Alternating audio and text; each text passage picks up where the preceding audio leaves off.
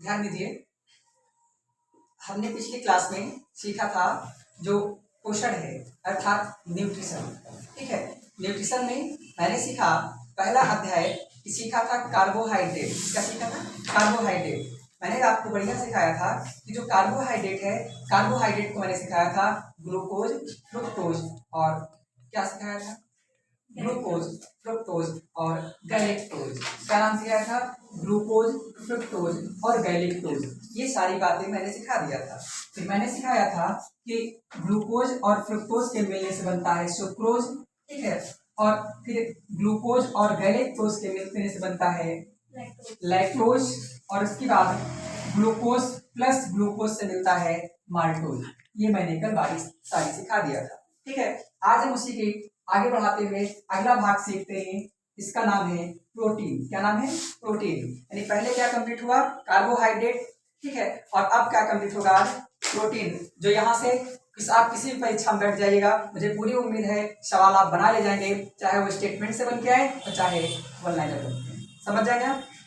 तो देखिए, कम शब्दों में और कम पॉइंट में हर बात मैंने समाविष्ट करने की कोशिश की है। आप समझने की कोशिश करेंगे। देखिए, जो प्रोटीन है, प्रोटीन पहली बात तो जो प्रोटीन है, प्रोटीन का नामकरण किसने किया है? तो मुल्डर ने किया है। और प्रोटीन शब्द का प्रयोग किसने किया? तो वर्जीलियस ने किया। किसने? वर्जीलियस या वर्जीलियस, देख लेना। ठीक है, और प्रोटीन का जो अहम कार्य होता है, प्रोटीन का काम क्या है? तो देखो, जिस प्रकार से हमारे आपके हम आप सभी जानते हैं, घर हमारा आप सबका अगर रहने वाली जो बिल्डिंग होती है टूट फूट जाती है, उसकी मरम्मत हम कराते हैं। ठीक उसी प्रकार से यहाँ पर भी हमारे शरीर की जो कोशिका है, कोशिका में यदि कहीं पर टूट फूट कुछ भी हो जाती है तो उसको सुरक्षित और संरक्षित करने काम कौन करता है? तो प्रोटीन करती है। समझ जाएंगे ना? इसीलिए कभी कभी हम देखते हैं कि अक्सर देखा होगा कि कुत्ते आदि जैसे काट लेते हैं तो हमारे आप सबके शरीर में घाव हो जाते हैं। तो जो घाव होते हैं अक्सर कभी कभी देखो पूरते नहीं है, देखा होगा भरते नहीं है, वो सभी के लिए ये अक्सर जिम्मेदार होती है। समझ जाएंगे ना? तो इस प्रकार से ध्यान रखना। यानी इसका मुख्य काम क्या होता है? शरीर में जो कोशिकाएं होती हैं, कोशिकाओं को मजबूत करना होता है और टूटी फूटी कोशिकाओं की मरम्मत करना इसका मुख्य काम होता है। समझ पाओगे ना? छोटे छोटे सवाल ध्यान देंगे क्योंकि बायो में छोटे छोटे बिंदु आते हैं। ठीक है, लग जाएगा। प्रोटीन का निर्माण कैसे होता है? तो मैंने कल आपको सिखाया था कि एक कार्बोहाइड्रेट होता है। कार्बोहाइड्रेट जो कार्बन, हाइड्रोजन और ऑक्सीजन के एक अणु होता है, हाइड्रोजन के 2 होते हैं, कार्बन के 1 होता है। इस प्रकार से इनका रेशियो होता है 1:2:1 का अनुपात होता है। इस बात को समझ जाएंगे। तो इसमें से कार्बोहाइड्रेट इसमें समाविष्ट होता ही है, कंफर्म।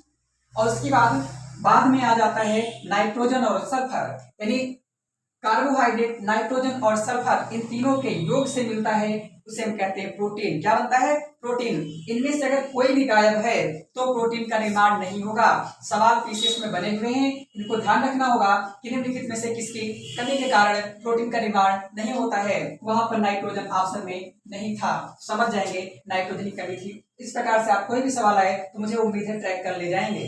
अगर ऐसे कभी सवाल आए कि बताइए कार्बोहाइड्रेट में निम्नलिखित में से कौन नहीं पाया जाता है, ये तीनों पाए जाते हैं, इनमें से कोई भी आए तो आप हटा देंगे, उसे निकाल लेंगे, पक्का है।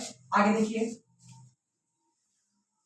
इसमें से एक महत्वपूर्ण जो पॉइंट बनता है कि जो प्रोटीन होता है, किसी भी व्यक्ति को प्रतिदिन कितने प्रोटीन की आवश्यकता होती है? तो किसी भी व्यक्ति को प्रतिदिन 45 ग्राम प्रति व्यक्ति को पर डे आवश्यकता होती है। यानी एक दिन में एक मनई यानी एक व्यक्ति को 45 ग्राम प्रोटीन की आवश्यकता होती है। समझ जाएंगे। और प्रोटीन सर्वाधिक कहाँ पाया जाता है? आप जानते हैं सोयाबीन में पाया जाता है। ठीक है ना? सोयाबीन में कितना होता है? तो सोयाबीन में सर्वाधिक प्रोटीन यानी 42% प्रोटीन पाई जाती है। इस प्रकार से हम कह सकते हैं जो प्रोटीन है एक व्यक्ति को कितनी आवश्यकता होती है? 45 ग्राम पर डे। समझ जाओगे? आगे देखिएगा, अमीनो अम्लों से इसका निर्माण होता है। यानी जो प्रोटीन होता है इसका निर्माण कैसे होता है? अमीनो अम्लों से। ये तो होते हैं ही हैं। जो अम्ल होते हैं, अम्ल में कौन होते हैं? अमीनो अम्ल होते हैं जिनकी संख्या को मिलाकर के 22 होती है। तो बताओ प्रोटीन निर्माण के लिए कुल मिला के कितने अम्ल जिम्मेदार होते हैं? आंसर होगा 22। उनमें से 10 जो अम्ल होते हैं वो शरीर से में जो है पाए जाते हैं, अर्थात शरीर से स्वतः उत्सर्जित होते हैं, और 10 जो होते हैं वो भोजन से प्राप्त होते हैं। ठीक है, तो भोजन से कौन कौन से प्राप्त होते हैं कुछ जान लीजिए, पेपर में इंपॉर्टेंट जिसको बताया उसको जरूर निशान लगा लीजिएगा। दाल में कौन सी प्रोटीन पाई जाती है? तो दाल में प्रोलेमिन, कौन? प्रोलेमिन नामक प्रोटीन पाई जाती है। मटर में कैसियोलिस नामक प्रोटीन पाई जाती है। ये इंपॉर्टेंट है। गेहूं में कौन सी प्रोटीन पाई जाती है? तो गेहूं में प्रोटीन ग्लूटीन जिम्मेदार होती है। कौन? ग्लूटीन। ये सवाल आया है कि बताइए जो गेहूं होता है, गेहूं से जो रोटी बनती है, रोटी का टेढ़ा मेढ़ा होना, रोटी का अच्छा बनना, ये इसके लिए कौन जिम्मेदार होता है? तो उसके लिए ग्लूटीन नामक प्रोटीन होता है। आप जानते हैं कि अगर आटा एक बार पानी में मिला करके सानना ही तो है, उसको निपटा लीजिए। निपटाने के बाद देखिए कभी कभी खुरदुरी रोटी बनती है, और कभी कभी कहते हैं आटा बहुत बढ़िया बना, उसके बाद बहुत अच्छी रोटी बनती है। गाँव में सुना होगा जिसको जितना उसको दबाओ उतना ज्यादा रोटियां अच्छी बनती हैं। तो जितना ज्यादा दबाते हो वो उतना ही ज्यादा शर्करा का रूप लेते जाता है और उसमें ग्लूकोज की मात्रा व्यवस्थित होने लगती है। इस प्रकार से उसके लिए जिम्मेदार कौन होता है? उसके लिए जिम्मेदार होता है ग्लूटीन नामक प्रोटीन। इसलिए हम आप सभी जानते हैं कि हमारे लिए जो रोटियां बनती हैं कौन ज्यादा अच्छी होती हैं? तो क्या हुआ? हमारे लिए जो प्रोटीन होती हैं, प्रोटीन के अनुसार देखा जाए रोटियां हमारे लिए कौन जिम्मेदार होती हैं? अक्सर यहाँ सवाल बनता है, ध्यान रखना। तो आप ये बताओ, अगर रोटी को जब देखते हैं तो रोटी आप लोगों ने खाया होगा तो उसमें बीच में मोटा पद होता है। मोटा रोटी जितना ज्यादा मोटी होती है और उसे हम पकाते हैं आंच में, यानी अगर कम आंच में पकाते हो तो रोटी ज्यादा अच्छी बनती है, वो टेस्टेड होती है। और जो यहाँ पर होते हैं इंग्लिश मीडियम वाली जो बनती है एकदम पतली पतली कर देते हैं, जिनको हम गाँव में कुछ कहते होंगे, पता नहीं क्या कहते हैं, है ना, जो पतली कर देते हैं वो गैसों पकाते हैं, उनका पूरा रोटी का जो भाग होता है अंदर का भाग भी जल जाता है, अंदर का भाग भी जल जाता है। उसमें क्या खत्म हो जाता है आप सोच कर देखिए। पहली बात तो उसमें आटा पिसाते हैं तो उसमें जो विटामिन ई होती है गायब हो जाती है, पहले ही काम खत्म, पहले ही गायब। उसके बाद जो बचा कुचा है चोकरा निकाल दिया उसमें से, वो भी गायब। बचा गेहूं का वेस्ट पदार्थ, और वेस्ट पदार्थ जब बचा उसको हम और पतला कर दिए, तो पतला करने के बाद जो अंदर का ग्लूकोज आगे था वो और जल करके खत्म हो गया। समझ पाए ना? और इस प्रकार से जो गैस होती है, गैस में क्या होता है? एलपीजी में कौन सी गैस पाई जाती है? आप समझ पा रहे होंगे, जिसे लिक्विफाइड पेट्रोलियम गैस कहते हैं। उसमें एक तत्व तो पाया जाता है जिसे कहते हैं एथिल मरकप्टन। क्या कहते हैं? एथिल मरकप्टन। ये इतनी ज्यादा खतरनाक होती है कि गैस अगर खोल करके पाइप आपके नाक में भर दे जाए तो आपका निपटना तय है। कितना गंदा आता है खुद सोच लो। वह गैस बर्न होकर के आपकी रोटियों में जाती है, और ये हम नहीं कहते, ये यूएनओ की WHO की रिपोर्ट के अनुसार सीधे कैंसर जैसी बड़ी बड़ी बीमारियां पैदा करता है। इसलिए जो बेरी वगैरह होती है जिसको कहते हैं, इनको खाना खतरे से खाली नहीं है। इसलिए चूल्हे वाली जो रोटी होती है इसके लिए एक अच्छी जिम्मेदार होती है। वो सवाल यहाँ से निकलता है। ठीक, तो ग्लूटीन नाम का प्रोटीन सवाल अगर आए कि रोटी को बहुत पतली करके बनाने से कौन सा प्रोटीन समाप्त हो जाता है, ध्यान रखना ग्लूटीन नामक प्रोटीन नष्ट हो जाता है। याद रखोगे? नहीं समझ में आया? का पीछे रोटी धोए तो नहीं खाता कोई? ठीक है, आगे देखिएगा। मांसपेशी, मांसपेशी में कौन होता है? यहां से बहुत सवाल बनते भाई। मांसपेशी में मायोसिन नामक प्रोटीन पाया जाता है। दूध में कैसीन नाम का प्रोटीन पाया जाता है जिसके कारण दूध सफेद होता है। समझ जाओगे? ये इंपॉर्टेंट सवाल बनता है यहां से। अंडा में, ठीक है, अल्ब्यूमिन नाम का प्रोटीन पाया जाता है। रक्त में ग्लोब्यूलिन नाम का प्रोटीन पाया जाता है रक्त में। ठीक है, इस बात को ध्यान रखेंगे। अगला है मक्का में जीन पाया जाता है, और ये इंपॉर्टेंट, इसको ध्यान दे लेना है। कपास में कैसोपीन और दूसरा है गैसोप्रिन नाम की प्रोटीन पाई जाती है। अगला अस्थि में ओसीन नाम का प्रोटीन पाया जाता है। ये तीन प्रोटीन आप याद रख रहेंगे, मक्का वाला, दूध वाला और गेहूं वाला। अहम इंपॉर्टेंट है आपके लिए। इतनी बात उम्मीद करते समझ में आई होगी। ठीक है, अगला देखिए, आगे बात करेंगे। एक सवाल अक्सर आता है केराटिन क्या है, और एक सवाल आता है कैरोटीन क्या है। ठीक। तो केराटिन, केराटिन नाम का एक होता है प्रोटीन है, क्या है, केराटिन नाम का प्रोटीन होता है। और जो कैरोटीन है, यह कैरोटीन एक वर्णक होता है जो रंग देने का काम करता है, ठीक है। तो केराटिन नाम का प्रोटीन अक्सर आपने सुना होगा, नाखून काहे से बने होते हैं, बाल काहे से बने होते हैं, खुर बनते हैं, सींग बनते हैं, ये सब काहे से बनते हैं, ये सब बनते हैं केराटिन नामक प्रोटीन से। अब इसको हम देखेंगे विभाजन के आधार पर दो भागों में डिवाइड करते हैं। तो एक होता है अल्फा केराटिन प्रोटीन, एक होता है beta keratin protein. Alpha keratin protein से जितने भी यानी बाल हो गया, सींग हो गया, नाखून हो गया और खुर हो गया जानवरों के, ये सब बने होते हैं, ठीक है। और जो बीटा प्रोटीन होता है, ये अहम सवाल है, रेलवे का सवाल आ चुका है, सवाल ध्यान रखना होगा। जो बीटा नामक प्रोटीन होता है, इसमें इससे मकड़ी का जाल बना होता है, काहे का, तो बताओ अगर वनडे में सवाल आए तो मकड़ी जाल काहे से बना होता है, बीटा केराटिन नामक प्रोटीन से, समझ जाओगे। और इसमें जो मकड़ी का जाल होता है, इससे क्या बनता है, इससे बनता है गॉसिमर, क्या, गॉसिमर रेशम का निर्माण होता है। तो बताइए गॉसिमर रेशम का निर्माण काहे से होता है, ये मकड़ी के जाल से होता है। मकड़ा वगैरह देखा है, जाल लगा लेता है, ये वहीं पर होता है भैया, ठीक है ना, ध्यान दियो। अगला कैरोटीन नामक जो वर्णक होता है, ये गाय के दूध में पाया जाता है। गाय के दूध में पूछा जाता है गाय का दूध पीला क्यों होता है, तो गाय के दूध जो पीला होता है कैरोटीन नामक वर्णक के कारण होता है, ठीक है, समझ जाएंगे।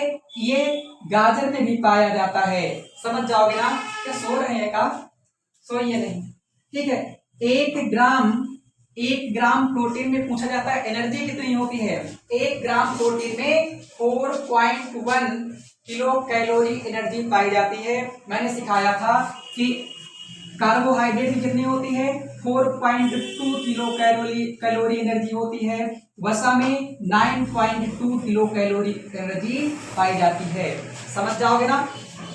आगे प्रोटीन जो होता है, एक सवाल आया था कि निम्नलिखित में से प्रोटीन कौन नहीं है, क्या, निम्नलिखित में से सवाल है, निम्नलिखित में से प्रोटीन कौन नहीं है, निम्नलिखित में से प्रोटीन कौन नहीं है। तो ध्यान देंगे, एक नाम है, ऑप्शन यही है, प्रोथ्रोम्बिन, फाइब्रिनोजन, हिपैरिन और हीमोग्लोबिन, ठीक है।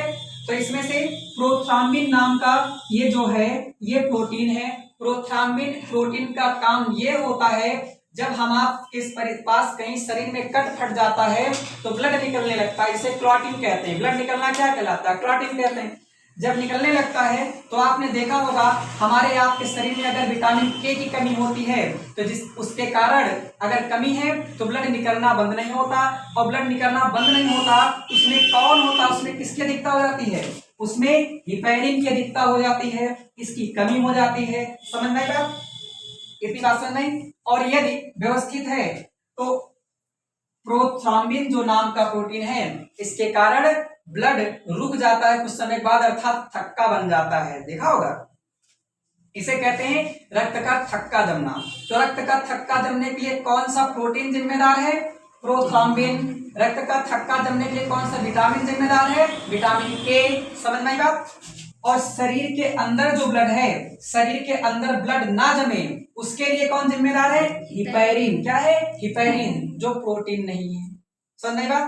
तो बताओ शरीर के अंदर ब्लड ना जमे उसके लिए कौन जिम्मेदार है, हिपैरिन। और शरीर के बाहर ब्लड जम जाए अर्थात रुक जाए उसके लिए कौन जिम्मेदार है, प्रोथ्रोम्बिन, समझ में आई बात। आगे देखिए, तो ये सभी क्या है, हिपैरिन जो है प्रोटीन नहीं है, बाकी सभी क्या है, प्रोटीन है, ठीक। ये सवाल आया था। यह हीमोग्लोबिन में अक्सर सवाल आता है, क्या पाया जाता है, हीमोग्लोबिन में हीम नामक प्रोटीन पाया जाता है, क्या, हीम नामक प्रोटीन पाया जाता है, ध्यान रखोगे। इनमें से जो हीम है, अक्सर सवाल आता है कि बताइए हीमोग्लोबिन को लाल रंग कौन प्रदान करता है ना। तो मूलतः जो हीम नामक प्रोटीन होता है इसका रंग बैंगनी होता है, क्या होता है, ध्यान समझना, इसका रंग क्या होता है, बैंगनी। हीम नामक जो प्रोटीन होता है इसका मुख्यतः रंग क्या होता है, बैंगनी। लेकिन जब हम इधर से ऑक्सीजन सूंघते हैं तो ये ऑक्सीजन जाकर के जब मिल जाता है तो मिलने के बाद ये हीम नामक जो प्रोटीन होता है ये लाल हो जाता है, क्या होता है, लाल होता है। इस बात को समझ जाओगे। ऐसे भी सेब काटिए, काट कर रख दीजिए, कुछ समय बाद मुरझावा बन जाता है ना, लाल बन जाता है, क्यों? ऑक्सीजन से क्रिया करके। समझ जाए ना, इस बात को ध्यान रखेंगे। और इसको लाल रंग प्रदान कौन करता है? तो आयरन करता है। क्या? आयरन। क्या पाया जाता है? आयरन, क्योंकि इसमें ये पाया जाता है हीमोग्लोबिन में। समझ जाओगे, इसे ध्यान रखना। यहाँ छोटे छोटे सवाल बनते हैं। अगला है कपास क्या है? तो कपास क्या है? कपास एक प्रोटीन है कि ये CHO, इसका मतलब होता है कार्बोहाइड्रेट। ये फैट है। क्या है? तो कपास एक प्रकार का कार्बोहाइड्रेट है। इसमें कौन सा प्रोटीन पाया जाता है? तो इसमें ध्यान रखे रहेंगे, कपास में कैसोपीन या गैसोप्रीन नाम का प्रोटीन पाया जाता है। रियल में क्या है? ये कार्बोहाइड्रेट है। ठीक है, लेकिन वहीं पर रेशम की बात की जाए, रेशम, तो रेशम एक प्रोटीन है। रेशम क्या है? एक प्रोटीन है। इस बात को समझ जाएंगे। आगे देखिए, आगे कहा गया है सभी प्रकार के जो एंजाइम होते हैं, ये VIMP पॉइंट है, ये UPSC के सवाल सीधे सीधे स्टेटमेंट है ये। ठीक, तो ध्यान रखना, सभी प्रकार के जो एंजाइम होते हैं यानी एंटीजन और एंटीबॉडी, ये सभी प्रोटीन होते हैं। सभी प्रकार के एंटीजन या एंटीबॉडी क्या होते हैं? प्रोटीन होते हैं। लेकिन सभी प्रकार के जो हार्मोन हैं वो क्या होते हैं? प्रोटीन नहीं होते हैं। समझ पा रहे हैं? सभी प्रकार के हार्मोन प्रोटीन नहीं होते हैं, लेकिन सभी प्रकार के जो एंजाइम है वो प्रोटीन होते हैं। समझ जाओगे। आगे कुछ बातें हम करेंगे। एंजाइम है। क्या? एंजाइम। कुछ एंजाइम है जिनकी बात करेंगे। आपसे अक्सर सवाल पूछता है, बताइए कि रेनिन नामक एंजाइम क्या होता है? तो रेनिन नाम का जो एंजाइम होता है ये दूध पाचन के लिए जिम्मेदार होता है। तो बताइए, दूध पचाने के लिए कौन सा एंजाइम जिम्मेदार होता है? दूध पचाने के लिए रेनिन नाम का एंजाइम होता है। क्या होता है? जिम्मेदार होता है। इसकी कमी कहाँ होती है? इसकी सर्वाधिक अधिकता जो होती है बच्चों में होती है। ठीक है, अगर इसकी कमी होती है, बच्चे देखा होगा दूध पीते निपटा देते हैं वापस, तो उसमें इसके कारण होता है। ठीक, और जैसे जैसे हम वृद्ध होते जाते हैं ये समाप्त होता जाता है। इसीलिए कभी आप जब बीमार पड़ते हैं इसका भी इंजेक्शन दिया जाता है, ये वाला। ठीक है, हिपैरिन नाम का, और ये भी इंजेक्शन आता है। ये दो के दोनों इसके लिए जिम्मेदार होते हैं, पाचन के लिए। समझ जाओगे ना। तो भैया, दूध पचाने के लिए कौन होता है? रेनिन नामक एंजाइम जिम्मेदार होता है। पेप्सिन ये प्रोटीन को दो भागों में तोड़ता है, एक सरल और एक क्या? जटिल। ठीक है, अब इसमें सरल और जटिल कौन आएगा? तो इसमें जटिल वाले प्रोटीन के लिए मुख्य काम है, ध्यान रखना, सोयाबीन। क्या है? सोयाबीन। मेरी बात समझना। जटिल प्रोटीन का कौन उदाहरण है? सोयाबीन। हम आप सभी जब प्रोटीन खाते हैं सोयाबीन निपटा डालते हैं, देखा होगा। जो सोयाबीन खाते हैं ये हम नहीं कहते, ये एक रिसर्च के अनुसार है, उसमें बताया गया है कि जो सोयाबीन है ये हमारे लिए, शरीर के लिए जो है कभी कभी घातक सिद्ध हो जाता है। ठीक है, ऐसा क्यों? क्योंकि ये जटिल, जिनके पास पाचन शक्ति कमजोर है, अगर वो इसको खाते हैं तो उनके लिए नुकसानदेह साबित हो जाता है। क्योंकि ये जटिल होता है, इसको पचाने के लिए ज्यादा एनर्जी की आवश्यकता होगी।